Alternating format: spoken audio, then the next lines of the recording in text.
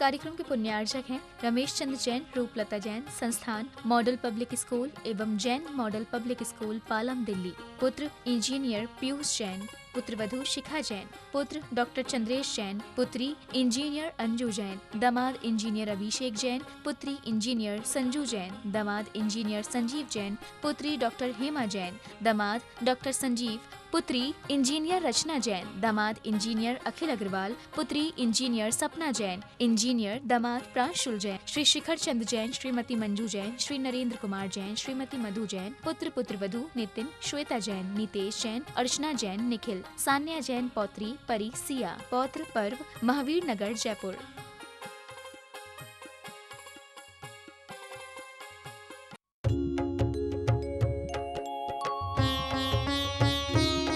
शक का समाधान।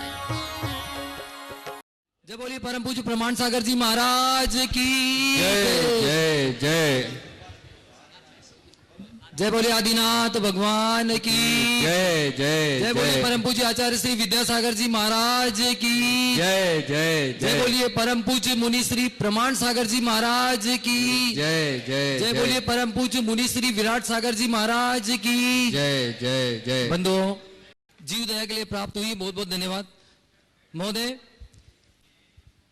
बाढ़ पीड़ितों के लिए भी पूरे हिंदुस्तान से बाढ़ की तरह हमारे को सहयोग दिया गया, उन सभी के लिए बहुत बहुत धन्यवाद करता हूं और उनको विश्वास दिलाता हूं कि बहुत शीघ्र ही गुरुदेव ने बोल रखा है कि 2 दिन के अंदर उनकी राशि उन तक पहुंचा दी जाएगी और उनको खबर भी कर दिए वो लोग।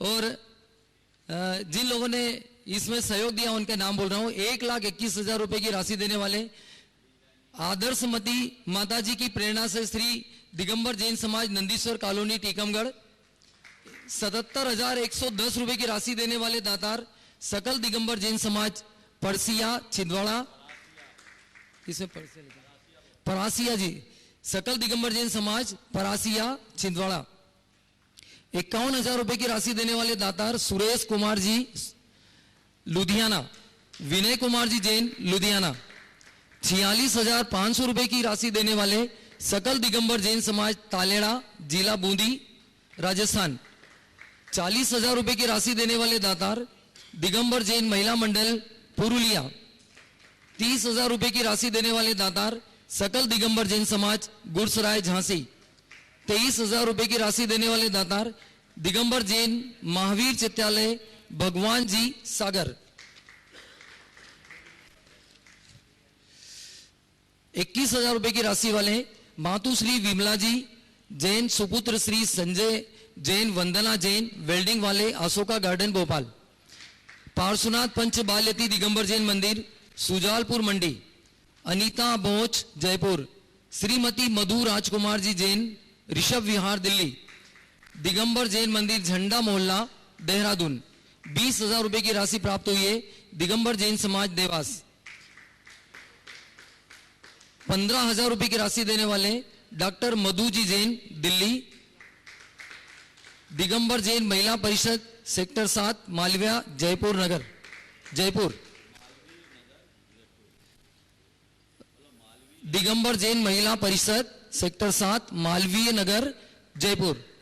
11,000 रुपए की राशि देने वाले श्रीमती उषा देवी विजय कुमार पांडे औरंगाबाद, श्री हिम्मत भाई कुबेर भाई प्रजापति सुरेंद्र नगर, स्वप्नील जैन सोमिल जैन प्रमोद जैन गुणायतन ट्रस्टी पूना, राजकुमार चंद्रकांता पाटनी कोलकाता, नेमीनाथ दिगंबर जैन मंदिर नई दिल्ली, राजेंद्र कुमार जैन महावीर हैंडलूम मुंबई। ये राशि हमें बाढ़ पीड़ितों के लिए प्राप्त हुई है।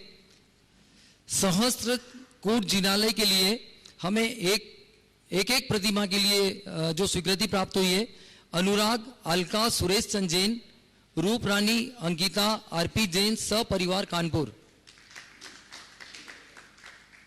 एक नाम प्राप्त हुआ है वीरेंद्र साधना गोदिया तारा देवी व सक्षम गोदिया मालवी नगर जयपुर, सहस्त्र कूट जिनालय के लिए एक प्रतिमा 1,21,000 रुपए की राशि प्रदान की है। बहुत बहुत धन्यवाद आपको। इसके अलावा हमारे यहाँ पर्यूषण 3 तारीख से स्टार्ट है और इस पर्यूषण पर्व के लिए हमें जो स्वीकृतियां प्राप्त हुई है वो उनकी नाम की घोषणा कर रहा हूं। 1,51,000 रुपए की राशि देने वाले दातार जो द्रव्य पूजन सामग्री में दे रहे हैं, गंगवाल फूड्स इंदौर, श्री राज प्रकाश जी पहाड़िया साहब महामंत्री बावन गजा ट्रस्ट, रवि जी मोटिया रतलाम महावीर ज्वेलर्स, और 1 लाख हमें प्राप्त हुआ है गुप्त दान से बेंगलोर से, उन्होंने अपना नाम नहीं बताया है। बंधुओं, आप सब भी इसमें अपना सहयोग प्रदान कर सकते हैं। मैं थोड़ा सा बता दूं कि 1,51,000 रुपए की राशि हमने द्रव्य पूजन सामग्री के लिए रखी हुई है।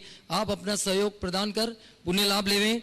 और यहाँ पर जो शिविरार्थी आएंगे उनके भोजन की व्यवस्था की राशि हमने 1,21,000 रुपए रखी है, और 51,000 रुपए की राशि त्यागी व्रती के भोजन की व्यवस्था की न्यौछावर राशि रखी है।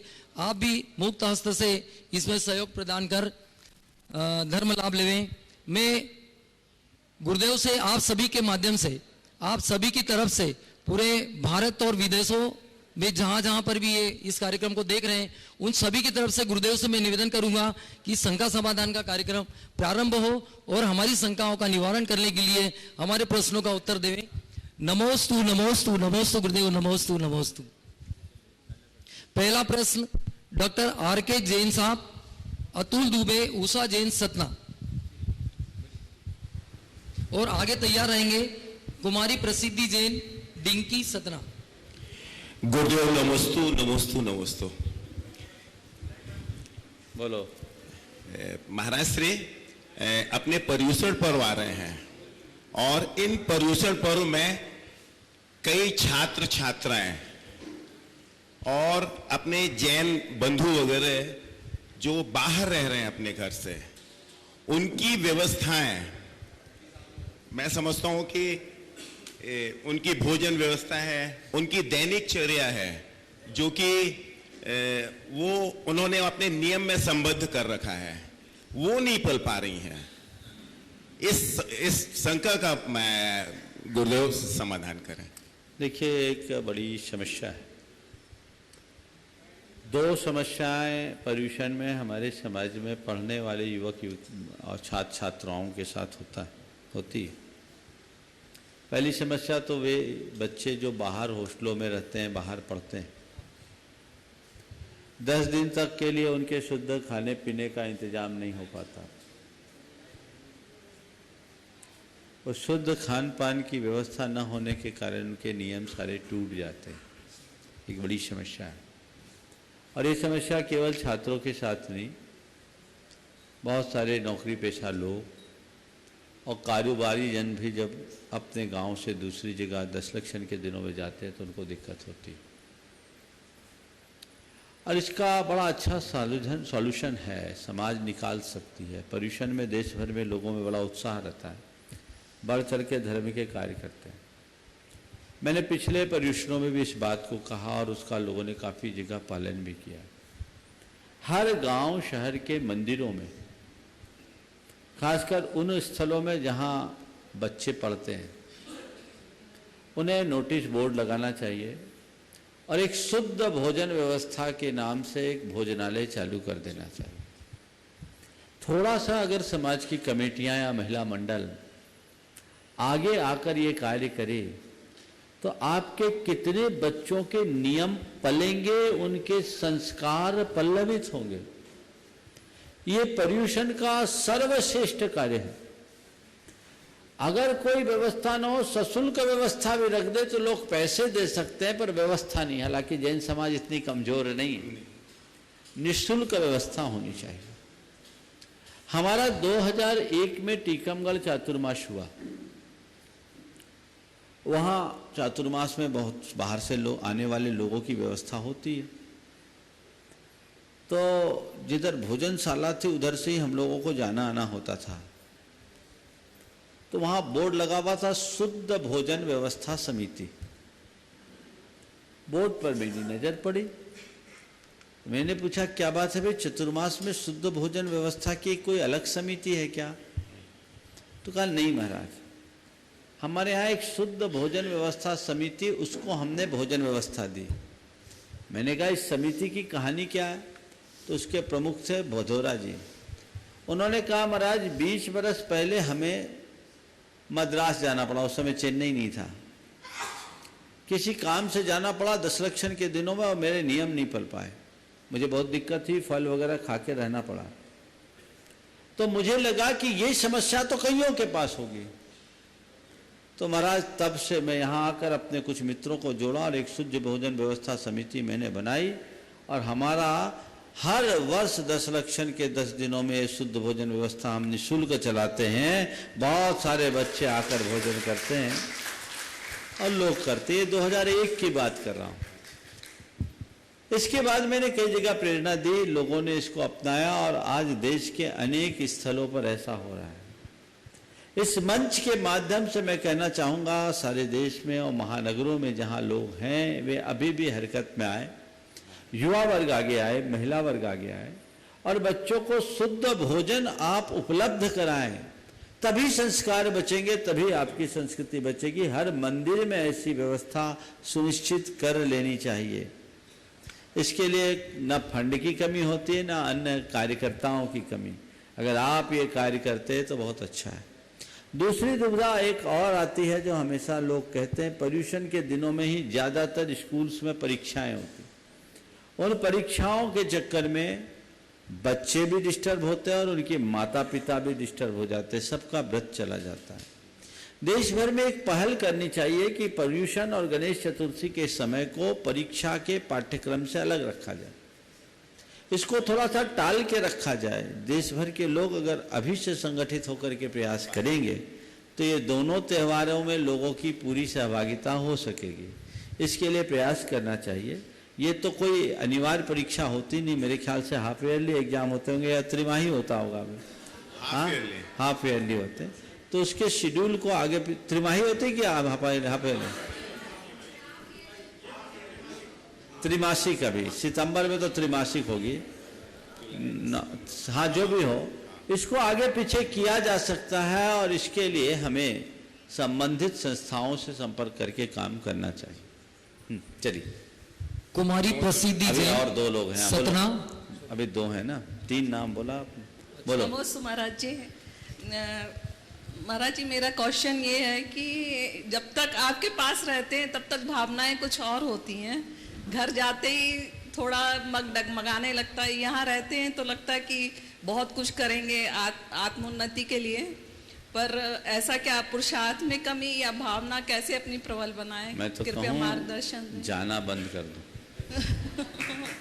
जब जाने से भावना डगमगाती, जाते क्यों? स्थिरता रखो। और वैसा नहीं हो सकता तो कोई बात नहीं, अपने आने जाने का क्रम बढ़ा दो, बैटरी को चार्ज रखो। ओम। महाराज जी नमोस्तु। महाराज जी नमोस्तु।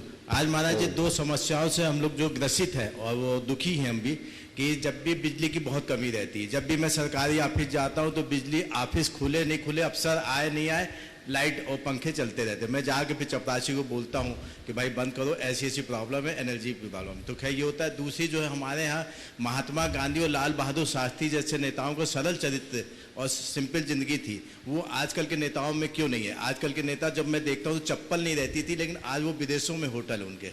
इसका निदान कैसे हो? क्या हम लोग में चरित्र का निर्माण सरलता से हो? देखिए, ये एक हमारी सबसे बड़ी बात जो पहले आपने बिजली आदि के अपव्यय की बात, उसके प्रति जागरूकता होनी चाहिए। हमें किसी भी चीज़ का अपव्यय नहीं करना चाहिए, अपव्यय रोकना चाहिए। ये एक प्रकार से अनर्थ दंड है। जैन धर्म में तो इसका घोर निषेध है और हर समझदार आदमी को अपने देश के संसाधनों का सही उपयोग करना चाहिए। जहाँ तक राजनेताओं की बात है तो मैं एक अंतर पाता हूँ, पहले लोग देश सेवा के लिए राजनीति में आते थे, अब अपना घर भरने के लिए राजनीति में आने लगे हैं, तो क्या हाल होगा? जब तक उनकी सोच नहीं बदलेगी तब तक कुछ भी घटित नहीं होगा। कुमारी प्रसिद्धि जी जैन सतना। बोलो।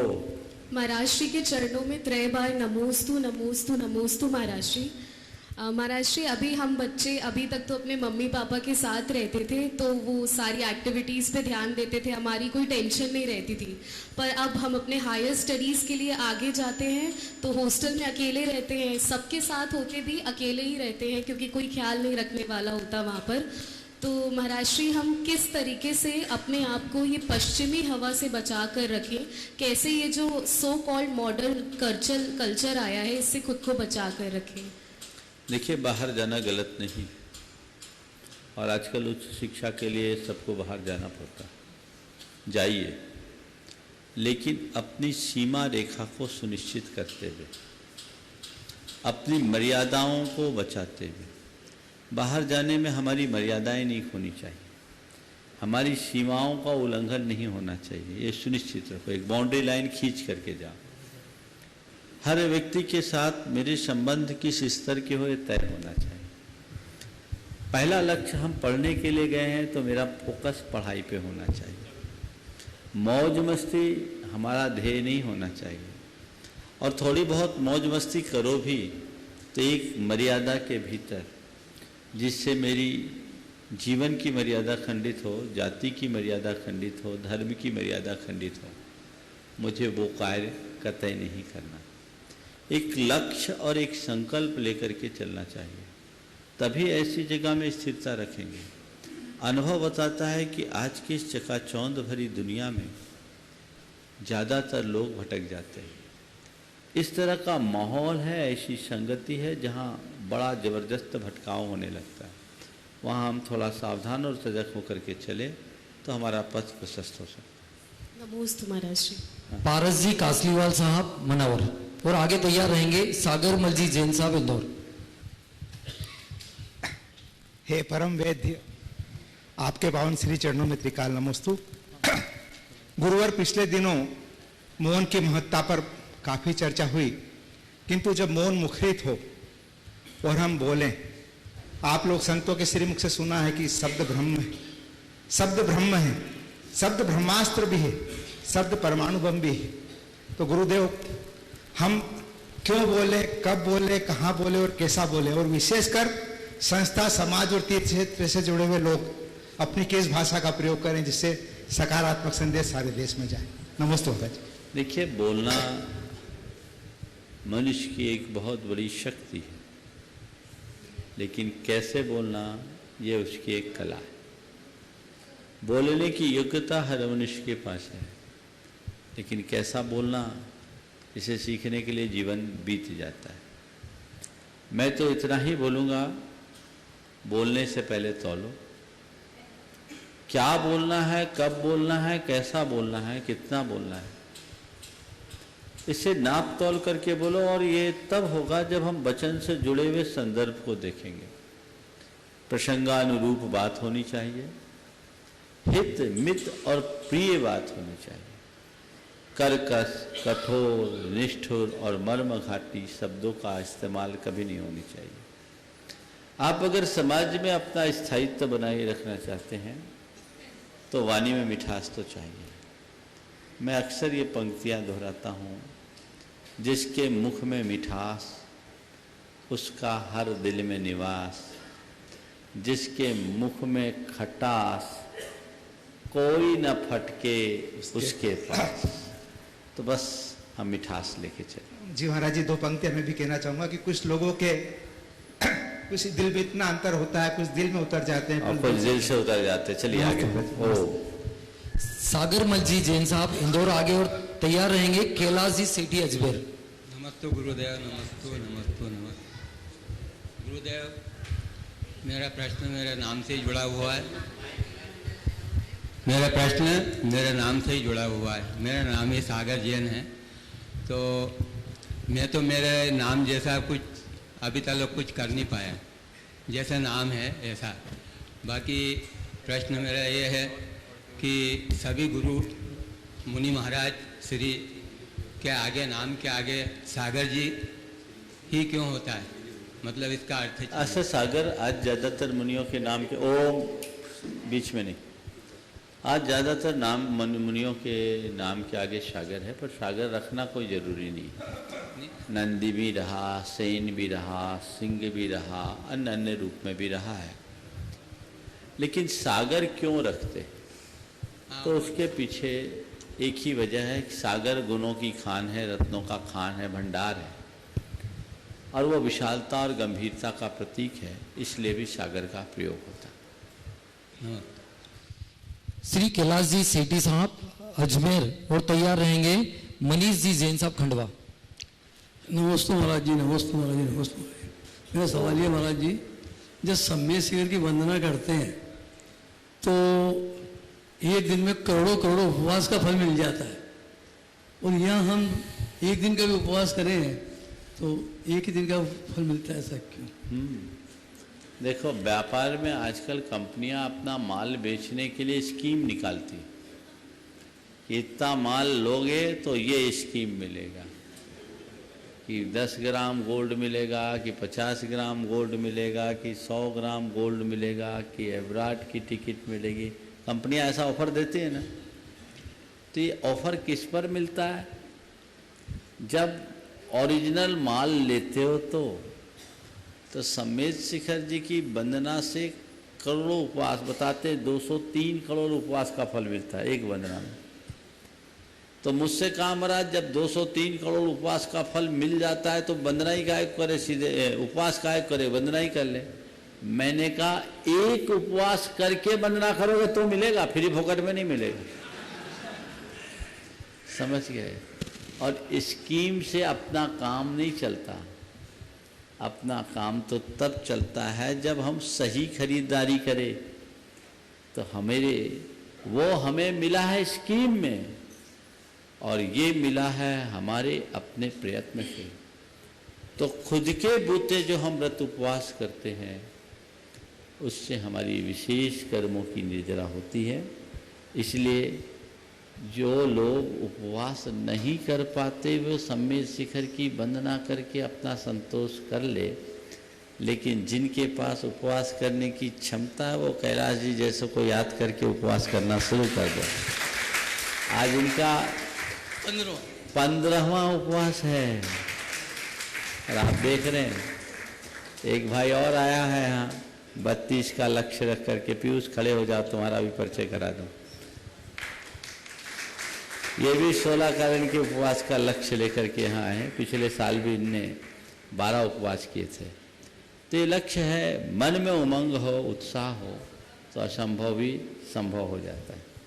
मनीष जी जैन साहब खंडवा और तैयार रहेंगे संजीव जी जैन साहब जयपुर। नमस्ते महाराज श्री, मेरा नाम मनीष जैन है, खंडवा से बिलोंग करता हूँ।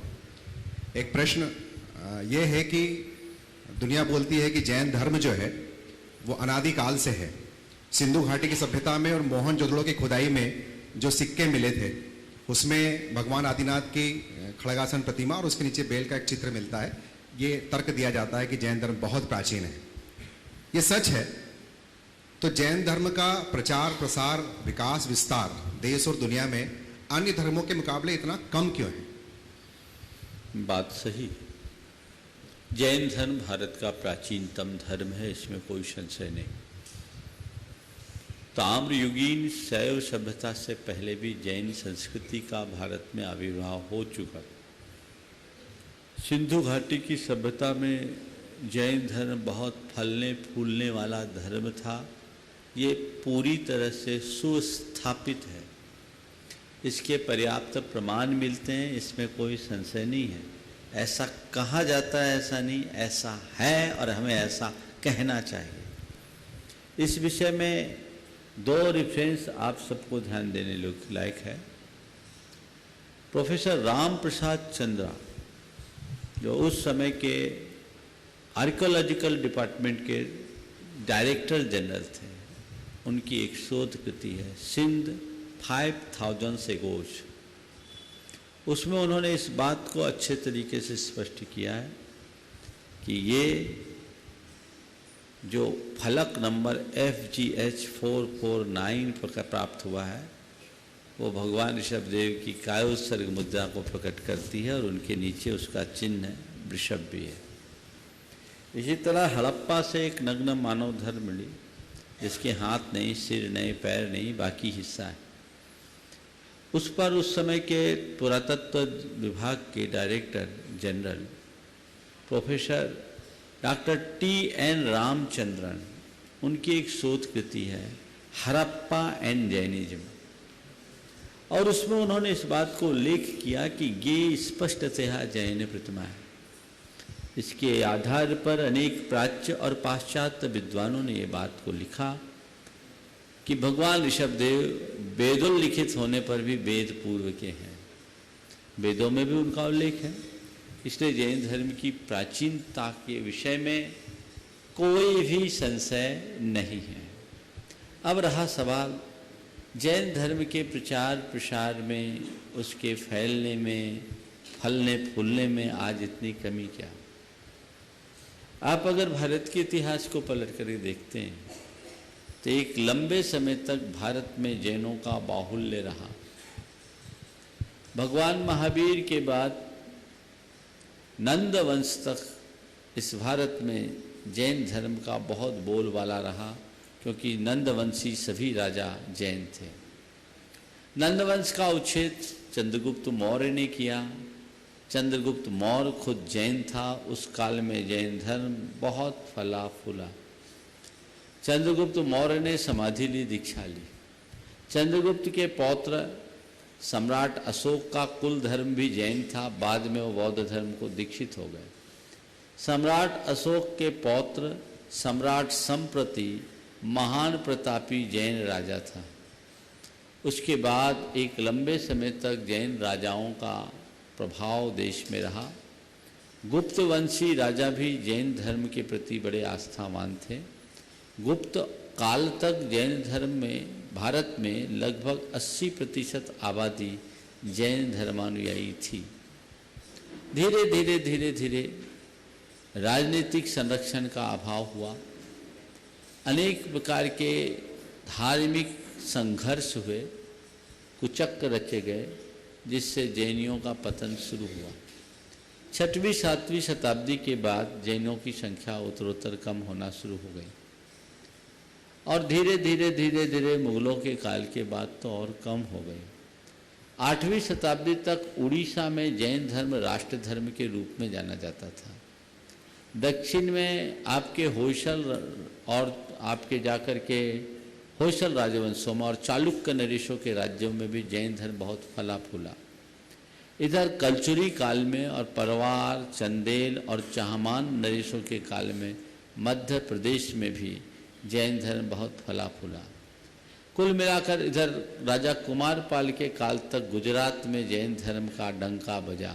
एक लंबा समय रहा है, लेकिन उत्तर मध्य काल के बाद जैन धर्म का पतन बहुत तेजी से हुआ, और उसके पीछे राजनीतिक विद्वेष, धार्मिक विद्वेष बहुत हुआ। एक एक साथ 7-7 हजार मुनियों का कत्ले आम हुआ। उन्हें सूली पर चढ़ाया गया, उन्हें कोल्हू में पेला गया। बहुत अत्याचार हुए। भारत का वह पक्ष रक्त रंजित है। इससे जैनों का ह्रास होता रहा। अभी भी कर्नाटक में जो लिंगायत संप्रदाय के लोग हैं, उनका मूल जैनत्व से जुड़ा हुआ है, इसके प्रमाण मिलते हैं। तो धीरे धीरे धीरे धीरे परिवर्तन हो गया। आज जैन अल्पसंख्यक हो गए, जो कभी बहुसंख्यक थे। समय काल का प्रताप है। और जैनियों के साथ एक बात और रही कि जैनियों ने कभी संप्रदायवाद के विस्तार की बात सोची भी नहीं। वहाँ हमेशा हृदय परिवर्तन की बात रही। इसलिए जैन धर्म में अधिकतर ऐसे, जैसे आज धर्म परिवर्तन की बात विभिन्न धर्मों में कराई जाती है, जैनों के द्वारा ऐसा कभी नहीं किया गया। भले आज हम संख्या में कम हैं, हमारे सामने बड़ी चुनौतियां हैं। पहला प्रयास तो हमारा ये होना चाहिए कि हम अपनी संख्या को ठीक संभालें, और इसके साथ साथ हमारे लिए ये भी प्रयास करना चाहिए कि हम अपनी संख्या को आगे कैसे बढ़ाएं। एक प्रश्न और एक ही, चलो छोटा। संजीव जी जैन साहब जयपुर, और तैयार रहेंगे विनोद कुमार जी दोषी साहब बागानेर। नमोस्तु गुरुवर। 52 गजा की इस रमणीक वादियों में आदिनाथ भगवान के चरणों में आप जैसे गुरुवर का चतुर्मास एक बहुत बड़ी उपलब्धि है 52 गजा तीर्थ क्षेत्र के लिए और हमारे लिए भी, क्योंकि हमें भी ऐसा जगह आने का मौका बार बार मिल रहा है आपकी वजह से ही। और अब आपके सामने एक छोटा सा प्रश्न रखता हूँ। आगामी इस चतुर्मास में ही आगामी 10 लक्षण पर्व में एक बहुत विशाल शिविर आपके संघ में जो है आयोजित होने वाला है, उसमें हम जैसे साधर्मी जो भाग ले रहे हैं उसमें हम क्या सहयोग कर सकते हैं? और दूसरी बात, जो लोग पूजा सामग्री या भोजन सामग्री या इसमें जो भी सहयोग कर रहे हैं अपनी चंचल लक्ष्मी का, उन लोगों को क्या पुण्य का इसमें लाभ मिलता होगा? देखिए, शिविर एक विशुद्धतया धार्मिक कार्यक्रम है और इसे मैं धार्मिक कार्यक्रम ही नहीं कहूँगा, इसे एक आध्यात्मिक कार्यक्रम कहूँगा। शावक संस्कार शिविर एक आध्यात्मिक उत्क्रांति का शिविर है जिसमें लोग एक आध्यात्मिक प्रशिक्षण लेकर अपने जीवन के रूपांतरण का विज्ञान सीखेंगे। और ये जो लोग शिविर में हर वर्ष आते हैं, आके बताते हैं उनके जीवन में कितना बड़ा परिवर्तन आता है, वृत्ति में भी और प्रवृत्ति में भी। जो लोग शिविर में सहभागिता ले रहे हैं वे बड़े भाग्यशाली हैं। मुझे जानकारी मिली कि इनके जो लक्ष्य थे उससे ज़्यादा लोगों के नाम आ गए। एंट्री बंद करने के बाद भी अभी अभी कॉल आ रही है। मैं तो कहता हूँ ये भगवान का समोसरण है। यहाँ आने वाले हर पक्षी को सिर छुपाने जगह मिल जाता है, मिल जाएगा। जो लोग और आना चाह रहे हैं, इधर कमेटी के लोग थोड़ा घबरा रहे हैं, पर मैं कमेटी के लोगों को देखे बिना आप लोगों से कह रहा हूँ, आना हो आ जाना, पर सुविधाओं का मोह त्याग कर आना। हम सुविधा भोगने के लिए नहीं आ रहे हैं, सुविधा त्याग कर जीवन का आनंद लेने के लिए आ रहे हैं। और कमेटी से कहूँगा, आने वाले को यथासंभव अच्छी से अच्छी व्यवस्था देना। ये जंगल है, यहाँ एक कील के लिए भी 8 किलोमीटर दूर बड़वानी जाना पड़ता है, इसलिए आप लोगों को भी सहयोग देना चाहिए। रहा सवाल हम लोगों को क्या करना चाहिए, अनुशासित होकर अपना जो अधिकतम योगदान दे सके दें। आपने पूछा कि शिविर में पूजन सामग्री आदि के लिए दान हम लोग देते हैं, तो क्या है, देखिए आप पूजन कर रहे हैं, पूजन कर रहे हैं तो आपसे तो कमेटियां जो द्रव्य लेती है वो टोकन लेती है। ऐसे कार्य में जो भी योगदान देते, इतने सारे लोगों के पूजन करने का पुण्य उनके खाते में जाता है। कोई साधारण मत मानना। 2-2 हजार लोग पर्यूषण जैसे अवसर पर एक साथ बैठ करके पूजन करेंगे तो उसका पुण्य किसके खाते जाएगा? हाँ, और जो कर रहा है तो वो भी अगर कुछ देगा तो उसका पुण्य होगा, नहीं तो द्रव्य दूसरे का चढ़ाया तुमने, समझ गए? तो दूसरे का द्रव्य मत चढ़ाओ, तुम भी चढ़ाओ। दूसरे ने बोला उसका स्वागत करो। जो खुद नहीं आ सकते, कम से कम कृत नहीं तो कारित अनुमोदन ये आप करो। ऐसे कोई भी मौके हो, देश में कहीं भी हो, बढ़ चढ़ करके हिस्सा लेना चाहिए। इसी तरह भोजन आदि जो अन्य व्यवस्थाएं हैं, उन व्यवस्थाओं को सहयोग देना चाहिए। ये योगदान है। और फिर तो ये क्षेत्र है, इसमें तो जो भी आपका सहयोग होगा, एक टिकट में 2 मजा है, यानी पुण्य का पुण्य लाभ और क्षेत्र के विकास का विकास, ये सब चीज़ें एक साथ होती है। ऐसे अवसरों का हमें भरपूर लाभ लेना चाहिए। नमस्ते गुरुवर। विनोद कुमार जी दोषी साहब और तैयार रहेंगे रत्नीश जी पहाड़िया बड़वानी। नमस्ते महाराज जी। महाराज जी, व्यवहार धर्म के ऊपर बहुत कम कथन किया गया है और किन शास्त्रों में किया गया है महाराज जी, जबकि निश्चय धर्म के ऊपर बहुत ज्यादा, मतलब। अरे बीच में मत बोलो ना, बोलने दो, कोई पूछ लेता। हाँ, निश्चय गड़बड़ है, इनके चक्कर में रहोगे तो उलझ जाओगे। सीधे सीधे बोलो। हाँ बोलो। निश्चय धर्म के ऊपर आचार्य वो पवन है, चाहे जहां घूम जाता। आपके प्रश्न को मैं संशोधित कर लेता हूं। आपका सवाल है कि आज व्यवहार धर्म के ऊपर तो बहुत चर्चाएं होती, निश्चय धर्म की चर्चा क्यों नहीं होती? ये है ना। तो देखो, चर्चा करने का नाम ही व्यवहार है। निश्चय में चर्चा ही नहीं, तो निश्चय की चर्चा कहाँ? चर्चा खत्म करो तो निश्चय है, और जब तक चर्चा करो तो व्यवहार है। व्यवहार प्रवृत्ति है, प्रवृत्ति सहज दिखती है, निश्चय निर्वृत्ति है, निर्वृत्ति बहुत कठिन हो। तो कठिन है, उसके प्रतिपादन की जरूरत नहीं है, उसके प्रतिपालन की आवश्यकता है। जब हम प्रवृत्तियों से मुक्त हो जाते हैं तो निर्वृत्ति में जाते हैं, और प्रारंभिक भूमिका में व्यक्ति को व्यवहार का ही उपदेश देना पड़ता है। अब बच्चा जब चलना शुरू करता है तो कोई सहारे से चलता है कि बिना सहारे? सहारे से। हाँ, सहारे से। और सहारा देकर जब हम उसको चलाते हैं तो उसके पीछे लगना पड़ता है, सपोर्ट भी करना पड़ता है, फिर उसको तिपाही दे देते हैं, उसके सहारे बच्चा चलना शुरू कर देता है। और जब चलना सीख जाता है तो उसको कहना पड़ता है कि तिपाही छोड़, हाँ, अपने आप छोड़ देता है, खुद सीख जाता है। बस जब तक हम उत्तम भूमिका तक नहीं पहुंच पाते तब तक हम व्यवहार का आलम्बन लेते हैं, और इसीलिए व्यवहार का प्रशिक्षण और व्यवहार की बातें की जाती। जब ऊपर की भूमिका में पहुंच जाते तो निश्चय आ जाता।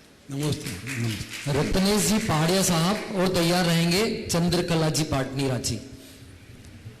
नमोस्तु महाराज, नमोस्तु नमोस्तु। मुनिश्री, मैं पेशे से तो एक इंजीनियर हूँ और कई देशों में अपनी सेवाएं देते आ रहा हूँ। महाराज जी, एक भारत संस्कृति को अगर देखा जाए तो सुबह जल्दी उठ करके काम करना हमारी संस्कृति का एक भाग रहा ही रहे, और अगर वेस्टर्न कल्चर को भी देखा जाए तो वो भी यही सिखाते हैं, early to bed early to rise makes a person healthy wealthy and wise. अगर हम हमारी अभी की दिनचर्या देखें तो 11 बजे से पहले हम लोग काम चालू नहीं करते, और यही चर्याएं इंदौर, मुंबई और बड़े सभी शहरों की बातें हैं। बड़वानी जैसे शहर में भी अभी 10 बजे के आसपास ही काम चालू होता है। शायद ये इस कारण है कि सूरज की रोशनी इस समय सबसे ज्यादा रहती हो, इसलिए भी होता हो, मगर विश्व में ऐसे कई देश है जहां पे अंधेरा ही नहीं होता। करीब 8 से 9 ऐसे देश है जहां पे मिडनाइट सन का फंडा है। इटली, जर्मनी, नॉर्वे के अंदर तो 15-15 दिन तक रात ही नहीं होती, और जब रात होती तो 15-15, 16-16 दिन तक रात होती है। उन लोगों ने भी अपनी दिनचर्या इसी 24 घंटे के हिसाब से कर रखी है। और अगर भगवान का जीवन समय चक्र को ध्यान दिया जाए तो सुबह 4 बजे से लेकर के 8 बजे तक का समय इतना धीरे निकलता है, इतना धीरे निकलता है कि मानो पूरे 24 घंटे के बराबर हो। तो मुनिश्री, हम अपने जीवन के अंदर इस चीज को क्यों नहीं उतारते, और हम अपना ऐसा काम कैसे करें कि हम अर्ली मॉर्निंग जल्दी से काम चालू कर दें?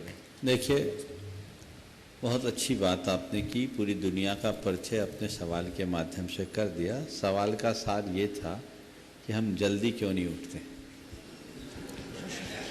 लेकिन आपके सवाल से एक बात तो मिल गई कि पूरी दुनिया में कहाँ क्या क्या होता है, जिनको पता नहीं उनको पता लग गया। देखिए, ये बदली हुई बिगड़ी हुई दिनचर्या का परिणाम। हम लोग जिस समय उठते हैं लोग उस समय सोते हैं। हम लोग जब छोटे थे तो कहा जाता था, बेटा सुबह 4 बजे उठ के पढ़ना, कभी नहीं भूलोगे। और याद है, हमने जो सुबह 4 बजे उठकर याद किया है वो कभी भूले नहीं। वो ब्रह्म मुहूर्त का समय है, और उस समय हमारे शरीर के अंदर अलग प्रकार की स्फूर्ति होती है। अगर हम प्रकृति के हिसाब से विचार करें तो उस समय पूरे के पूरे ब्रह्मांड में सेरोटोनिन नाम के रसायन का विशेष स्राव होता है, हमारे शरीर में भी होता है। सेरोटोनिन एक ऐसा रसायन है जो हमें विशेष स्फूर्ति देता है, ऊर्जा देता है, ताजगी देता है। हमें वो अपनाना चाहिए। वर्तमान में जीवन शैली लोगों की बदल गई। ग्लोबलाइजेशन हो जाने से लोगों ने सब कुछ उस तरीके से शुरू कर दिया। लेकिन एक बात बिल्कुल सही है, आज भी मेरे संपर्क में अमेरिका के अनेक लोग हैं, सुबह 7 बजे अपने घर से वो दफ्तर के लिए निकल जाते हैं। 7:30 बजे, 7:45 बजे तक तो वो दफ्तर में पहुंचकर अपना काम शुरू कर देते हैं। अब भारत के लोगों का सूरज आजकल 8 बजे के बाद उगता है। कई लोग तो 10 बजे अपना सूरज उगाते हैं। उनकी स्थिति खराब है। इसके कारण अनेक बीमारियां भी जा रही है। हमें प्रकृति के विरुद्ध काम नहीं करना चाहिए, प्रकृति के अनुकूल काम करना चाहिए। आज के जितने प्रोफेशनल्स हैं जिनका कारोबार ही इस तरह का है, वो अमेरिका और दुनिया के देशों से कार्यक्रम कारोबार जुड़ा हुआ, आउटसोर्सिंग से जुड़े रहने के कारण, तो वे लोग इस तरह के कार्यक्रम करते हैं तो रात रात भर जगते हैं। ये बिल्कुल गलत है। प्रकृति के अगेंस्ट जाएंगे आप कभी सुखी नहीं रहेंगे, और प्रकृति के साथ जिएंगे आप कभी दुखी नहीं होंगे। ये बात गांठ बांध कर रखनी चाहिए, और तभी हम अपने जीवन में कुछ अच्छा कर सकें। आगे चंद्रकला जी पाटनी रांची, अगला नाम बोलो। और आगे तैयार रहेंगे अरिहंत जी अजमेरा। नमस्ते महाराज श्री। महाराज श्री, कई लोग खुद की तो प्रशंसा चाहते हैं लेकिन दूसरों की नहीं, तो ऐसे लोगों के लिए हमारी धारणा क्या होनी चाहिए? जो खुद की प्रशंसा चाहते हैं, दूसरों की नहीं, उनसे सुरक्षित दूरी बनाकर रखना चाहिए। बड़े खतरनाक लोग होते हैं। हमेशा व्यक्ति के व्यक्तित्व का आकलन करना। मैं तो जब मेरे संपर्क में लोग आते हैं ना, तो उनके नंबर का काउंट इसी आधार पर करता हूँ। जो व्यक्ति दूसरों की बुराई मेरे पास आकर करता है, मेरे नज़रों में उनके नंबर कम हो जाते हैं। मैं बोलता भले नहीं हूँ, लेकिन मैं जान लेता हूँ, नाप देता हूँ इस व्यक्ति का व्यक्तित्व कितना उथला है। जो व्यक्ति अपने मुंह से अपनी प्रशंसा ज़्यादा करते हैं, तो मुझे लगता है ये भी ठीक नहीं है। ये सब कापोत लेशा के लक्षण हैं। हमारे शास्त्रों में देखा जाए तो ये बहुत अच्छे भाव नहीं हैं। उस व्यक्ति का व्यक्तित्व हल्का है, तो हमें ऐसे लोगों पर भरोसा नहीं करना चाहिए। ऐसे लोगों से मैंने एक शब्द का प्रयोग किया, सुरक्षित दूरी बना करके चलना चाहिए। न उनसे दोस्ती रखो न बैर। दोस्ती भी खतरनाक है और उनसे बैर करना भी खतरनाक है। अपने आप को बचा करके चलना चाहिए। अरिहंत जी अजमेरा, और तैयार रहेंगे यश सेठी बड़वानी। नमोस्तु महाराज जी, नमोस्तु महाराज जी, नमोस्तु महाराज जी। महाराज जी, झाड़ू जब तक एक सूत्र में बंधी होती है तब तक वह कचरा साफ करती है, पर जब वह बिखर जाती है तो खुद कचरा बन जाती है। वैसे ही जब हम संगठन में होते हैं तो सुदृढ़ होते हैं महाराज जी, पर जैसे ही हम बिखर जाते हैं कचरा बन जाते हैं। मुनिश्री, अलग अलग विचारों के साथ संगठन बनाए रखें और कैसे कभी ना बिखरें और काम करते जाएं, उसके लिए हम क्या? बहुत अच्छा प्रतीक आपने रखा है। झाड़ू जब एक सूत्र में बनी रहती है, बंधी रहती है, तो उसके माध्यम से कचरा बुहारा जाता है, और झाड़ू जब बिखर जाती है तो खुद कचरा बन जाता है। आपने पूछा है कि अलग अलग विचारों के लोग रहने के बाद भी हम संगठन में कैसे बंधें, अपने संगठन को कैसे मेंटेन करें। देखिए, विचार अलग अलग हो कोई बुराई नहीं है, भावना एक होनी चाहिए। अपने जीवन में संगठन को कायम रखना चाहते हो तो वीणा को अपना आदर्श बनाओ। वीणा में 7 तार होते हैं और 7 तार अलग अलग होते हैं, लेकिन जब कभी उन पर उंगलियां चलाई जाती है, 7 अपना संवेद स्वर फोड़ते हैं, 7 से संवेद स्वर प्रकट होता है, नतीजा संगीत निकलता है। अगर 7 तार अपना अलग अलग राग आलापे तो बिना सिरदर्द बन जाएगी। तो अलग अलग लोग हों, अलग अलग विचार हो, लेकिन भावना सबकी एक हो, आधार सबका एक हो, तो हम संगठित होंगे। विविधता में एकता होगी, विसंगति में संगति होगी। जैसे एक छत्ता होता है, एक डंडे से जुड़े रहने के कारण अलग अलग कमानियां होती, 12 और 18 कमानी होती। वो कमानियां एक छत्ते से जुड़ी है, एक डंडे से जुड़ी है, तो हमारे लिए छाया बना रही है। अगर सब अपना अलग अलग राग अलापेंगे तो किसी काम के नहीं। तो हमारा लक्ष्य एक होना चाहिए, हमारा ध्येय एक होना चाहिए, हमारा उद्देश्य एक होना चाहिए, और ये देखना चाहिए कोई कर कैसे कर रहा है ये महत्वपूर्ण नहीं, हमारे उद्देश्य के अनुरूप कर रहा है या नहीं, ये हम देखते चले, जीवन सफलीभूत। यश जी सेठी, और तैयार रहेंगे अंतिम सर जी जैन साहब अंजड़। नमोस्तु महाराज श्री, नमोस्तु नमोस्तु नमोस्तु। महाराज श्री, मनचाहा बोलने के लिए अनचाहा सुनने की ताकत होना जरूरी है। गुरुदेव, वचन कैसे रखें जो जन जन के साथ स्वयं के मन को भी प्रसन्न रहे? वचन कैसे रखें जो जन जन के साथ स्वयं को भी प्रसन्न रखे? आपने बहुत अच्छा कहा है मन चाहा सुनने के लिए, बोलने के लिए हमें अनचाहा सुनने की ताकत रखनी चाहिए। आपने पूछा है कि वचन कैसे रखें कि औरों के साथ खुद को भी प्रसन्न रखें। बस वचन में जो भी बोलना है शुगर कोटेड बोलो। बस प्रियता और हित की मिठास अगर हमारे वचनों में जुड़ जाए तो हमें भी प्रसन्नता होगी औरों को। अंतिम जी जैन साहब अंजड़ और तैयार रहेंगे धर्मेंद्र कुमार जी जैन साहब अंजड़। नमस्ते महाराज जी। महाराज जी, आदमी दो बातों के लिए बहुत बेबस है। दो बातों के लिए बहुत बेबस है। एक तो वो अपने दुख बेच नहीं सकता और दूसरा वो किसी के सुख खरीद नहीं सकता। तो महाराज जी, व्यक्ति को अपना जीवन कैसे जीना चाहिए कि जब दुख आए तो मुट्ठी में भरी हुई रेती की तरह निकल जाए और जब सुख आए तो वो फेविकॉल की जोड़ की तरह मजबूत हो जाए। देखिए, आपने बहुत अच्छा शब्द कहा है, दुख बेच नहीं सकता, सुख खरीद नहीं सकता। आपने पूछा है हम ऐसा क्या करें कि दुख आए तो रेती की मुट्ठी की तरह निकल जाए और सुख आए तो फेविकॉल की जोड़ की तरह मजबूती से जुड़ जाए। की तरह मजबूती से जुड़ जाए। देखिए, सबसे पहले तो मैं आपसे कहता हूँ, दुख हो या सुख, न तो ये बेचने की चीज़ है न खरीदने की चीज़ है। दुख सहने की चीज़ है और सुख बांटने की चीज़ है। अगर तुम दुख को सहना शुरू कर दोगे, तुम्हारा दुख कब चला जाएगा पता नहीं, और सुख को बांटना शुरू कर दो, तुम्हारा सुख तुमसे कभी अलग नहीं होगा। इसलिए सूत्र देता हूं, दुख को सहो, सुख को बांटो। बस नहीं।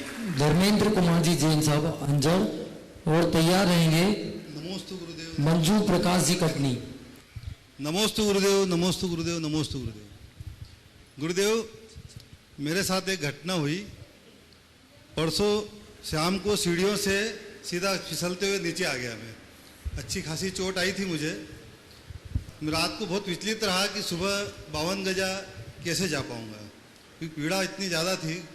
गोली भी लाया लेकिन ली नहीं, पड़ी रही गोली भी। सुबह जब उठा और 52 गजा के लिए तैयार हुआ तो दर्द पता ही नहीं लगा कि दर्द था मुझे। गुरुदेव, ये आपका चमत्कार और बड़े बाबा का चमत्कार है, अतिशय है, जिसका मुझे ये फल मिला। गुरुदेव, आज एक ज्वलंत समस्या के लिए बात करना चाहता हूं कि आज जो प्लास्टिक का उपयोग हो रहा है, इस मंच के माध्यम से उसका ऐसा संदेश जाना चाहिए कि इसका उपयोग कम से कम हो।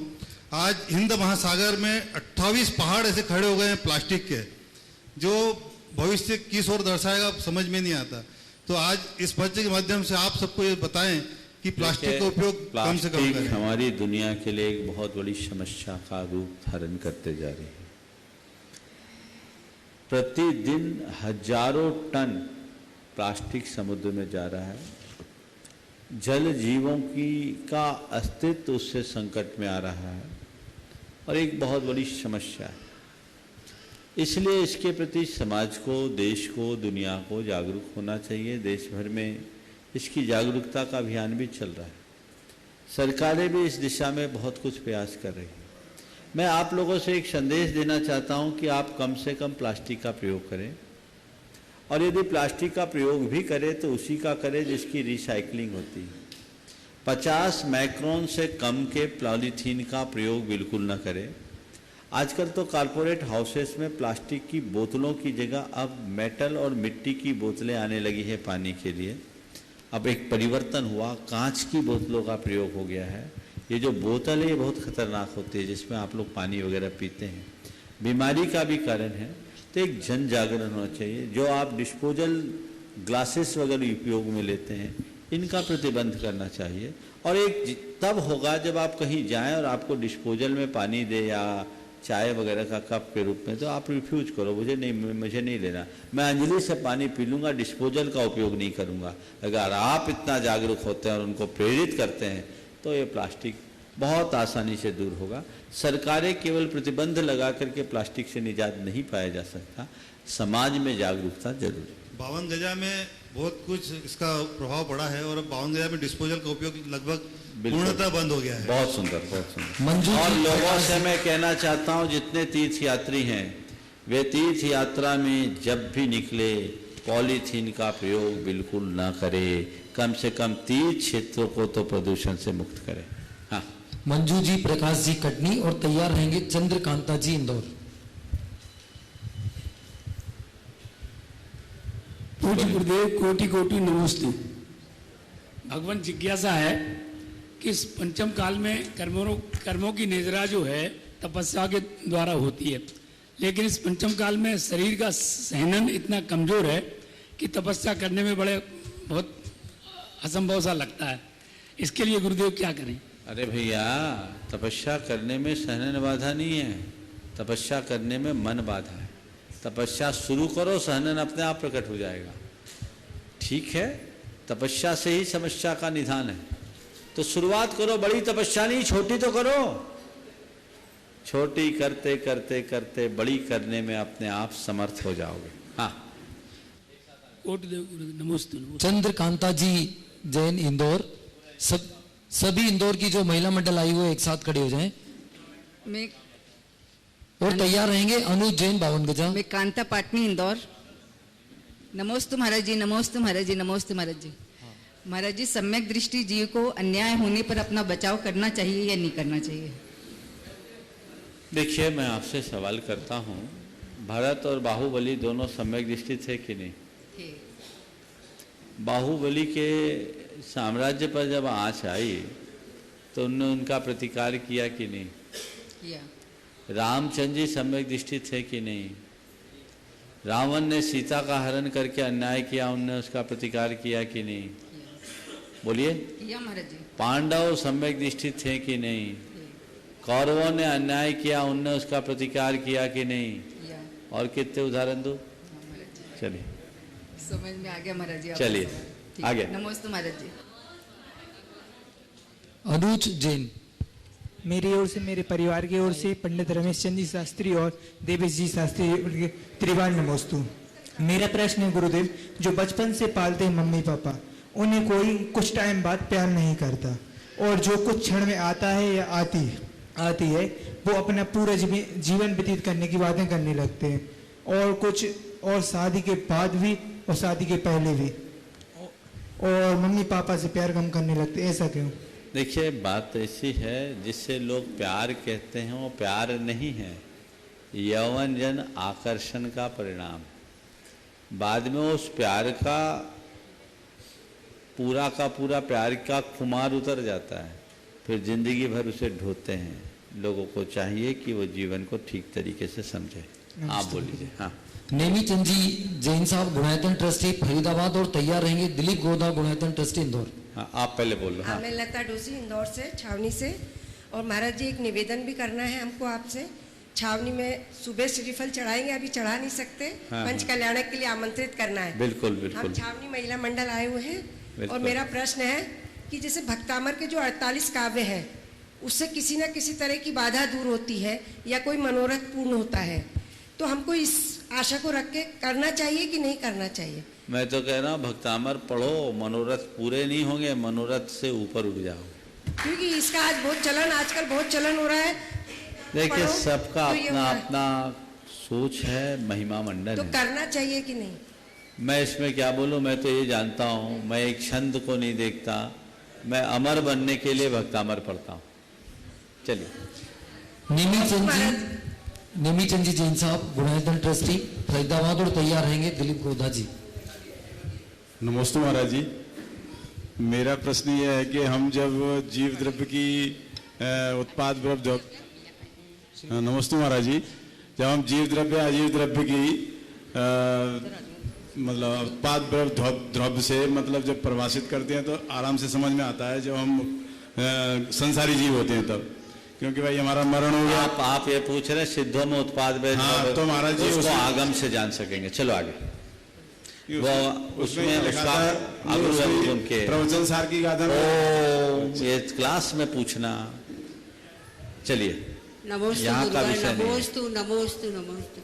गुरुवर, मेरा एक छोटी सी शंका है बस कि मैं अक्सर खरीदी पूरे घर की मैं ही करती हूँ, तो जो चीज़ मैं नहीं खाती वो भी मुझे लाना पड़ती है, तो इसमें क्या मुझे दोष लगता है? आप गृहस्थी चला रही हो, ये आपकी जिम्मेदारी है, घर की प्रमुखा हो, आप कुटुंबनी हो, तो चाबी आपके पास है, व्यवस्था तो आपका करना पड़ेगा। ये गृहस्थी का धर्म है, इसमें दोष गुण देखोगे तो घर में ही नहीं रह सकोगे। समझ गए? उस दोषों से बचना है तो घर से बाहर निकलो, और घर में हो तो दायित्व तो निभाना ही पड़ेगा। नमोस्तु महाराज, नमोस्तु। सत्यपाल जी जैन साहब बड़ौत बागपत और तैयार रहेंगे। राकेश कुमार जी जैन साहब नई दिल्ली। गुरुवर, मेरे परिवार की तरफ से 3 बार नमस्कार। चलो गुरुवर, मैं बड़ौत बागपत से जी। गुरुवर, मेरी 4 बातों पे शंका है जी। स्थान है जी, श्रोता है और वक्ता है जी। क्या स्थान है, कथा है, वाचक और श्रोता है जी। आपस में क्या संबंध है जी? समझ में नहीं आ रहा, आप बोलना क्या चाह रहे हैं? स्थान है जी, कथा है, वाचक है और श्रोता है जी। स्थान, कथा, वाचक, श्रोता, इनमें आपस में क्या संबंध है जी? आपका प्रश्न का मतलब ही समझ में नहीं आ रहा। 4 कहाँ है? 3 हुए ना? 4 हो गए जी। स्थान है जी, हाँ, कथा है, वाचक है और श्रोता है जी।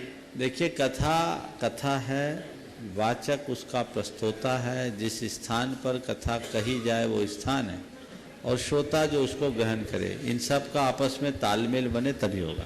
चलिए, नमस्ते नमस्ते। प्रश्न देख के प्रश्न कराया करो। हाँ, महिला मंडल से कोई है तो करवा, आखिरी ले लो जल्दी से। ओ, जल्दी से। हाँ, नमोस्तु महाराज जी, नमोस्तु महाराज जी, नमोस्तु महाराज जी।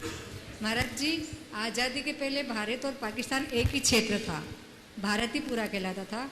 लेकिन पाकिस्तान में कोई अतिशय क्षेत्र, सिद्ध क्षेत्र या वहाँ की भूमि कोई अपनी मूर्ति तीर्थंकर की नहीं निकलती है, ना ही वहाँ का मतलब कोई वर्णन है जीवन वर्तमान योग में, तो क्या कारण है? वो अलग भूमि। देखिए, ऐसा नहीं है। पाकिस्तान में हमारे बहुत सारे पुरावशेष हैं, वहाँ मंदिर भी हैं, और जहाँ तक कल्याणक भूमियों का सवाल है, उत्तर भारत और उस तरफ हमारे कम है, क्योंकि तीर्थंकरों का जन्म आदि वहाँ नहीं हुआ।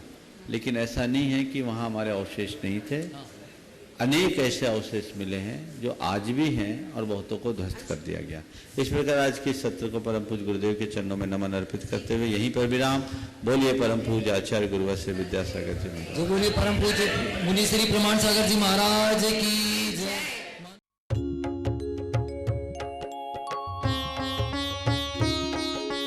का समाधान।